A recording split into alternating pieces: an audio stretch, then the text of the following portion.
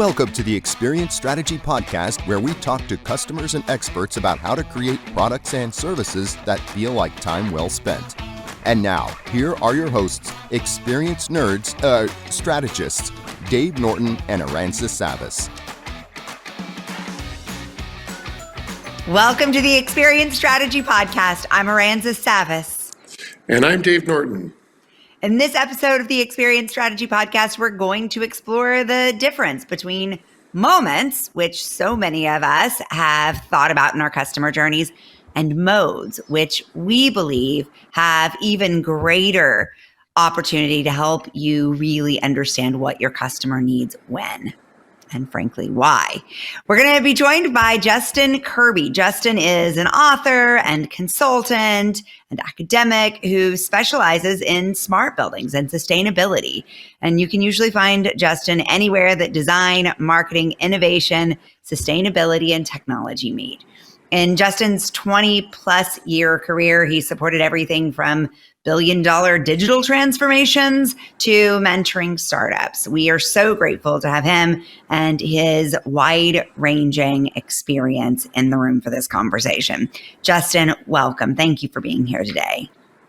Thank you both. It looks like I've also been joined by my cat. I think that's appropriate for a conversation on sustainability. They do have 9 lives after all. They should be invested in our long-term well-being. I got a feeling she might be hungry. Well, if she does anything too interesting, we'll just change the name of the episode. So, Justin, you've said that the shift from thinking about moments to thinking about modes upended your thinking. I can't resist starting there as we kick off this conversation. So what did you mean when you said that?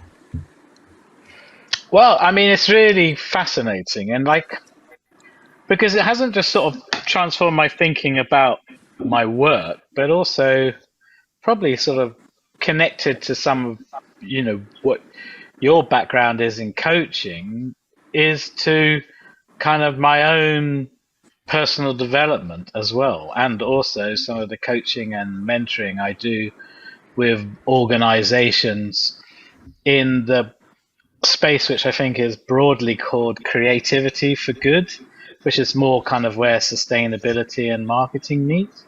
So it's been sort of fascinating, really. I mean, I owe that to Dave for being the catalyst for that rewiring of my kind of outlook on work and life and where the two meet. So, and interestingly, I can sort of track that back to, I guess, design thinking. I mean, I can't remember their names. I think it's Bill Burnett and Dave Evans from Stanford who wrote the book called Designing Your Life, which was a kind of, self-development way of using design thinking to think about personal development. And funny enough, I've been using that as part of my teaching practice because I've discovered that with students, one of the West Bay's of trying to explain design thinking to them was to get them to think about something they care about the most, which is usually themselves. So the design thinking book about personal development and, design in their own lives is, really useful. And to teach that authentically, I had to sort of go through the whole process that they outline themselves. And, and what I now think, having, Dave given me this sort of, aha moment, is that, it misses modes as being part of what they talk. And, it is I don't think it's necessarily framed particularly around moments per se, but certainly you could extrapolate that out, because if you're looking at one's life, there are career moments, there are, family moments, whatever. But it kind of lacked, I think, that richness that modes brings to that discussion. Yeah, those examples, I think, help distinguish between the two, certainly. How do you define moments? Moments or modes? Moments, I would probably be really lazy and use, how they're framed by Google and Facebook in their sort of Mhm. parlance, which is often where that's about moments that people have when they're searching for something. I am in a panic moment because the in-laws are coming round for a meal and I've got to now try and cook something, or or this thing has broken moment, how do I fix it? Or the front derailleur, which is always a nightmare to try and tune compared to the back derailleur, is a moment where I need some help on trying to adjust it or whatever. So I'm not sure Yeah. that's Yeah, that how helps. I I'm would. curious. Dave, how do you define moments? When I think about moments, especially from an experienced strategist standpoint, I'm principally thinking about events in time that I can design for.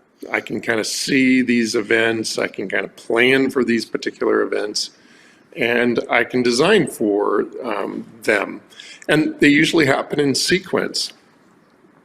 When I think about modes, what I'm thinking about is a mindset and a set of behaviors that I get into temporarily to get a job done. And Mm-hmm. it's something that's pretty unique to the individual because more often than not, they have a way of doing things. So we often talk about beast mode. Well, beast mode means something really, really different if you're in the NFL versus, a guy like me that makes PowerPoints for a living, right? But we can both say that we're in beast mode, but it's a totally different thing. And yet we kind of have that same kind of feeling. So that would be my definition of the two. And I Yeah, really like the way you brought in jobs to be done or jobs there, because I just think that modes is much more appropriate way of thinking about those, the doing of them, and the way that you are thinking while doing them, than the moments, beginning and end points or whatever. So yeah, I think for me that's the kind of richness that I think it brings to that. I mean, it's really weird. I'm sure psychiatrists start thinking in the sort of psychopathologies that they're trying to analyze. But I have sort of started thinking about what mode am I now in and what mode am I now going into, and particularly when doing some quite non-design orientated things like I'm cycling. Is there a better mode for thinking in if I'm going up a hill compared to if I'm on the flat type thing? I'm going to get, not that I'm a high performance athlete, but there is an endurance aspect to that, and trying to reframe the way I think about something may be a really useful way of helping complete the task. So from a design point of view, it's very interesting because although I'm in smart buildings, a lot of the time I'm actually in working on two things. One is to try and convince people that we might be the people to help them with a particular problem. And that's involving coordinating the teams who, are in effect the salespeople to try and get the work. And therefore, I am having to think about not only the modes that they're going to be in, but also the people that they are connecting to and contacting, and seeing that as a different way of thinking about a journey and a process than, this is the moment, where's this, this is the opening the door moment, or this is the specification moment, this is the bid moment, etc., etc. So it's often more interesting to think about what is the mode of the person on the other end of this, and what is the mode of the person who is trying to get that thing moving. So that's actually been really effective in a very short space of time. I mean, I'm not necessarily communicating this directly to the people I'm working with, because then there's something makes it a bit too, they end up thinking about it too much rather than just saying, have you thought about this and this and this? Because, otherwise they try and sort of overthink, oh, what mode am I on now in? And rather than, like, it might be a better way of thinking about how you're approaching that if you think about it like this rather than if you think about it like that. So yeah, I think what you're sometimes, distinguishing there is the power of empathy, right? So a moment is yes, just focused on activity, whereas a mode is focused on the mindset and the behaviors used to achieve that goal, which gets us as designers more into a mindset of understanding what people want, what they care about, what they prioritize in that moment.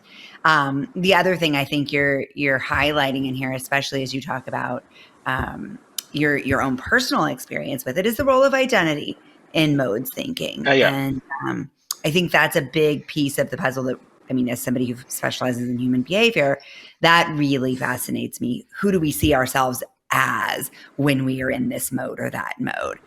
So I'm curious how you have observed this in the smart building space specifically. How are modes intersecting with the work that you're doing in sustainability and architecture? Well, a lot of what we do is enable the promise of smart buildings. So the technological foundations which make them happen. What fascinates and interests everyone about smart buildings is their promise. Like, they will offer more inspiring experiences. Tracks back to what you're both about and how I met you through Joe Pine and Jim Gilmore. It's the sustainability promise, because if you operate, I think buildings are responsible for something like 40% of all admissions, and building operations are responsible for 70% of that. So if you can operationalize your building more efficiently, you can, help with the drive towards net zero. The other promise is health and well-being, air quality, disease control, all of those things. But, given that we've all come out the other end of the pandemic, one of the key things now is about the way that we work and how that has fundamentally changed. And so, and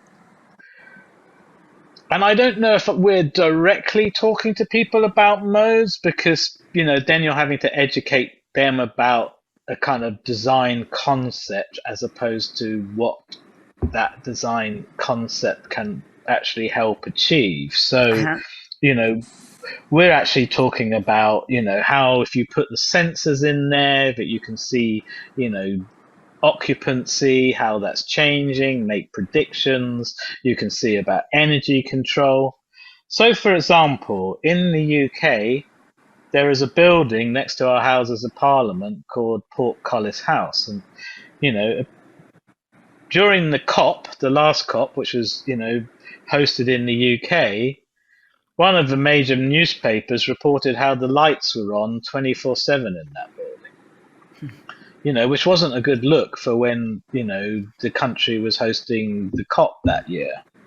And so there's an example whereby, we can talk about building management and how that can fundamentally help with energy optimization, reporting, and all of those things. But we're not necessarily telling those people you're in energy optimization mode, or, we need to help you have a switch so you can turn the lights off on the floor, or automate it so that they all go off because there's no one on it. So, again, I think a lot of those concepts are often like in the back of mind when you're specifying technologies and, trying to make them scalable so they can hook up more things to create that art of the possible about, delivering on those promises for the actual building. They're probably not the kind of direct conversations you would necessarily have. Probably more with people who are, working on new ways of working and future of work, because they very much are about, the delivering of inspirational experiences, and not least because they want to get people back in the office, and so they Right. need to.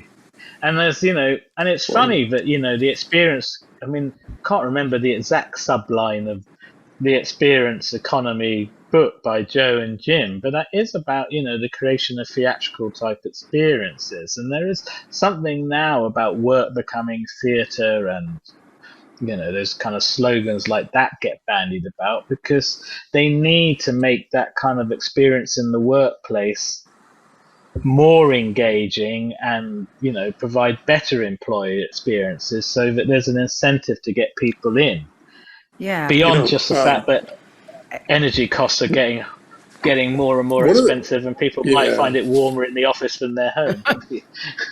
Right.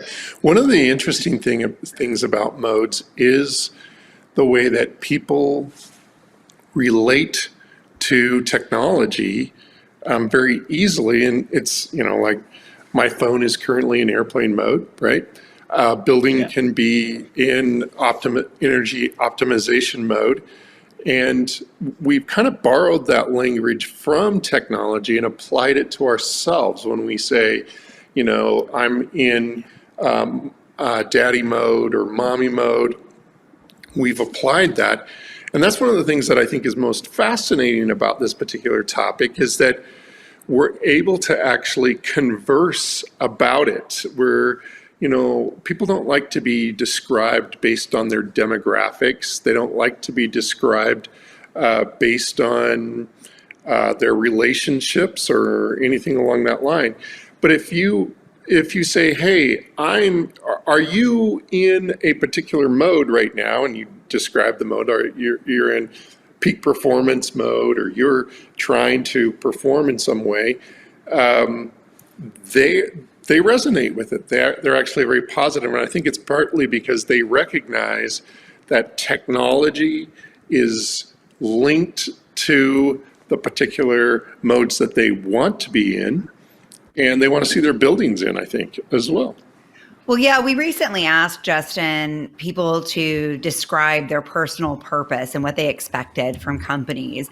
And at the top of the list of what people use to define and identify their own sense of purpose was sustainability alongside well-being, which really wasn't a surprise. I was a little surprised to see people rank sustainability, environmental sustainability specifically, so high in terms of what they cared about in companies. And so a lot of what I'm hearing you talk about is how to activate companies to see their why in sustainability and to motivate them to engage in sustainability. And I'm curious what you find engages them in that conversation beyond, I mean, you're talking about bottom line, right? There's the business impact there. I suspect there's a regulation impact that you can use as a stick to motivate people, be sustainable or get hit with a fine. But what else seems to be working in terms of engaging them? Well, I mean, it is sustainability, really. I mean, it's the biggest driver, I think, for most people, and partly because that's Believe customers regulatory. care about it? Well, I guess that's the thing about buildings is they can be different so we tend to work on mega projects. So the construction project is like $1 billion. Okay, therefore they can afford to have the kind of network infrastructure to make the things. But no, the three biggest ones are completely different. I mean, one's a commercial, one's an office block, one's an arena. This owned by OVG, who own a lot of the stadiums in the States and North America, for most of the big sports people. It's like the largest indoor arena, so it's got a very different user profile than the ones in the profile than the office block. And then the other one's mixed use. It's retail, offices, entertainment, etc. So there's no kind of like one size fits all here. And I think the thing that I'm finding is that, the modes thinking is quite new. So what I that has to be introduced more gently into conversations and, right, we're now thinking like this because this is much better at doing it, because otherwise, the conversation can get stuck into sort of education mode rather than actually solve a problem mode. And but I'd like to sort of actually track back to two things that, Iranis, you said earlier on. But, for me, the two things you said before, right, when you were sort of analyzing what I was saying, help, I'm being analyzed, was about You're not the first empathy guest and to say that, I'll be honest. I know. So it's like empathy and personal identity. I mean, for me, that's really at the heart of all of this, because the empathy piece, everyone, that's like one of the two tenets of design thinking.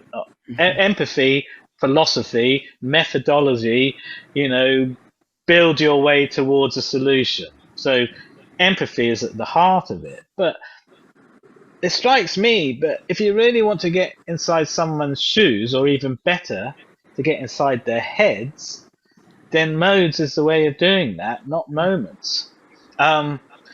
It's like that really is kind of almost the embodiment of empathy, is to try and really understand the way someone else thinks. And, I'm not going to turn this into some political kind of rant, but at a time when there's a lot of polarization, I kind of hope that modes might be a way that solves some of those problems too, because you can start trying to think about things, in the way that other people are thinking about it, and maybe find there's as much find where there's a convergence rather than divergence. I think on the other thing you talked about is like personal identity. I mean, I have to say that's been a bit of an experiment since Dave kind of, was the catalyst for me rethinking. So I've been playing with that a lot, and I do think it's kind of really kind of helpful to think, why is that upsetting me? Why am I in upset mode about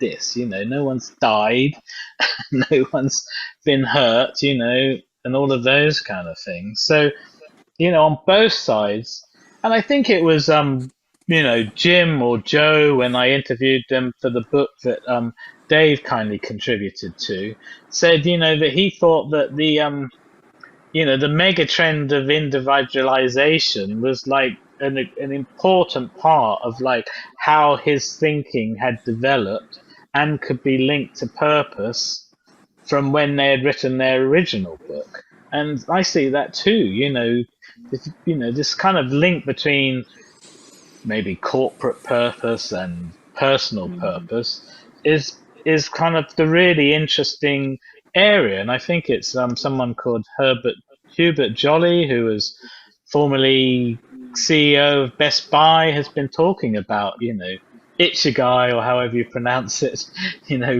and how that whole framework could be inverted to be used to look at a corporation.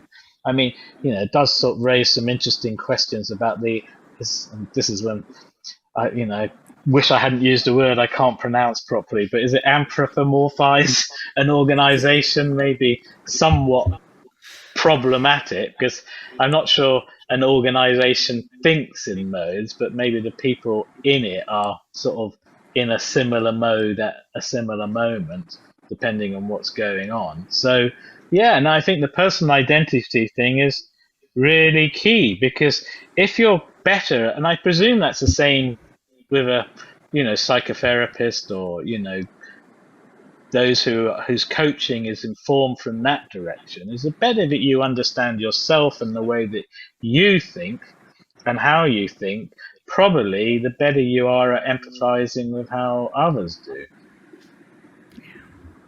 Yeah. The science of self-awareness is pretty clear. We gain a sense of broadened perspective, and we're able to understand our sense of personal control and our own influence within understanding what influences us. So, yes, I think you're absolutely right there. Erin says, how would you see the science of self-awareness connecting to the idea of modes? It's a great question. It's not something we've really thought about or talked about, but having looked at self-awareness pretty deeply and looked at modes deeply, it's a really interesting question. I think what we know about self-awareness, right, is that it is inherently empathetic. And the more we become aware of what triggers us, the context that influence our thinking and our behaviors, the more empathetic we become with ourselves, the less judgmental we become. And therefore, we can kind of take out that judgment filter of editing and, not to get too coachy about it, but fear, right? So instead of sort of constantly editing ourselves for fear of what might happen, we can see a much broader perspective when we open up the lens further with a greater self-awareness. So it's really a matter of getting to know ourselves, what works for us, what works against us. And then I think when it comes to connecting that to mode, that puts us in a position to be able to understand, and I think this is kind of what Justin was saying, where our mindsets and our behaviors link up.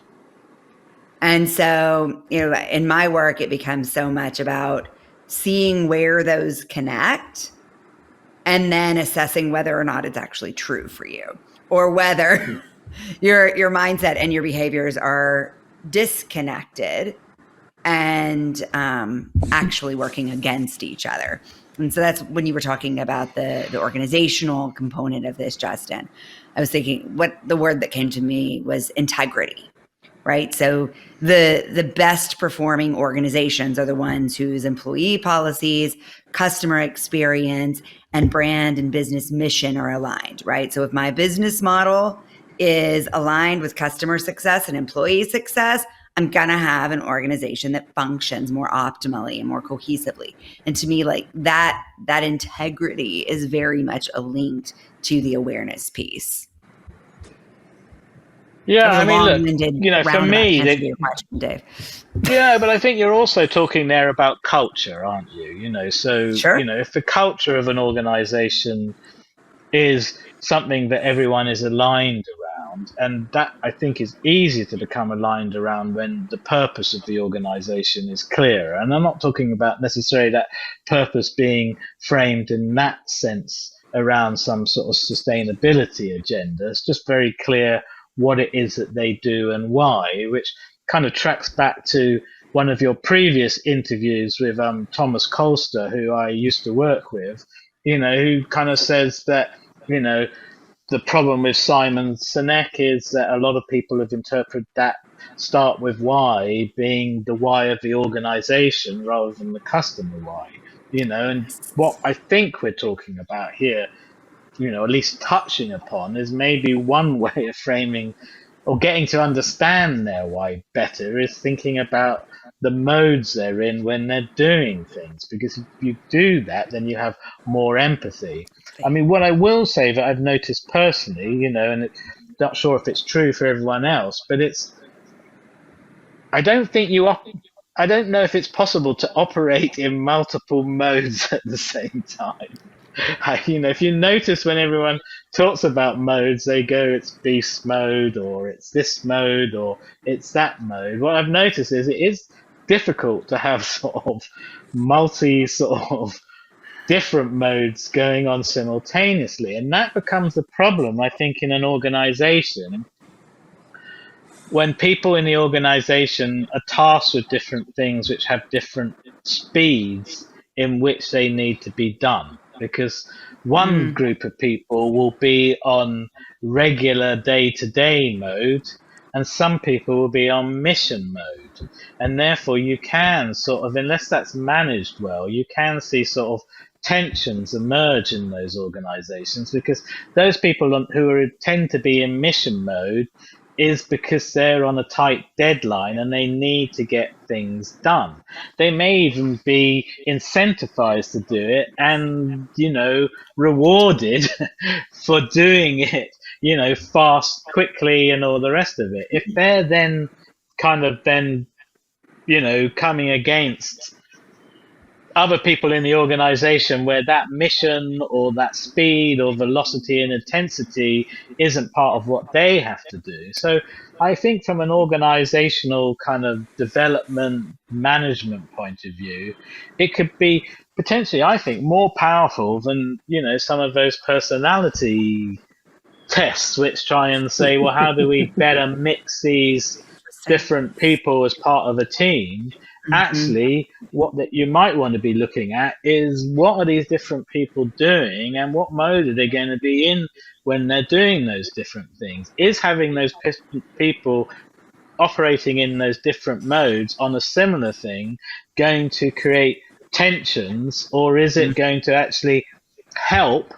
Because you could say that, someone's job who, let's say we're talking about technology, they might want to take things slower because they've got to make sure it works, they've got to make sure it's secure, they've got to make sure it's resilient, whereas the person who's kind of, on site trying to get it done and finished before the day's finished so they can get home might be in a different kind of mode to that person. So, I could see this thing happening. I think you just identified really the answer to Dave's question about self-awareness and modes, right?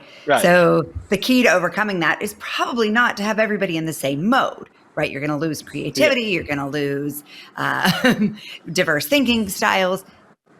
What would work, though, and be extremely helpful in those situations, and there's been a lot of exploration around this under sort of different guises, is having people be aware of what mode they optimally work in and declaring that mode. So for your engineers to say, I spend the first stage of every project in exploration mode, testing out the expectations and the potential ways to use code to solve the problem, right? And so for people to be able to declare which mode they are is, again, a way, I think, to create cultural empathy within organizations. But that starts with some self-awareness, right? With the individual employees understanding which mode works best for them. And I think that could be really helpful in a lot of organizations and a really interesting thing to look further at. All right. I know we're getting close to time on this. Yeah, and just one last thing I was going to throw back at you. What's that? I just wanted to, because you introduced the C word, and I think that's so important because, we're talking about creativity there, and that's the secret sauce for any kind of innovation there. And so, and I hadn't really considered that, but now you've mentioned that, I think that's really important. But, not just as people becoming self-aware, but, in a kind of Edward de Bono six hats way, it's not just like thinking in different types. It's trying to explain to people, but when you're problem solving, there may be different modes in which that problem could be solved. And engineering mode is only one way of solving a problem.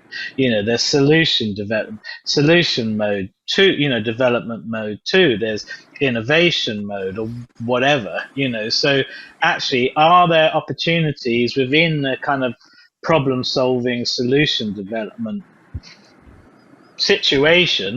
moment, maybe, is there an opportunity to have people not wear different hats, but try and think about this think about it using different ways of thinking about it, if that makes sense? Yeah. Sure. Yeah. It's a great question. I think it's a conversation that we should probably all continue. In the interest of honoring our commitment to our listeners, which was to give them episodes around 30 minutes long with clear, actionable takeaways, I want to challenge us to take a second, Dave, Justin, and to consider what you hope experienced strategists who are working in the space of modes or sustainability should take from this. Yeah. So one of the key things is modes are already happening. People are talking about modes. They're using modes.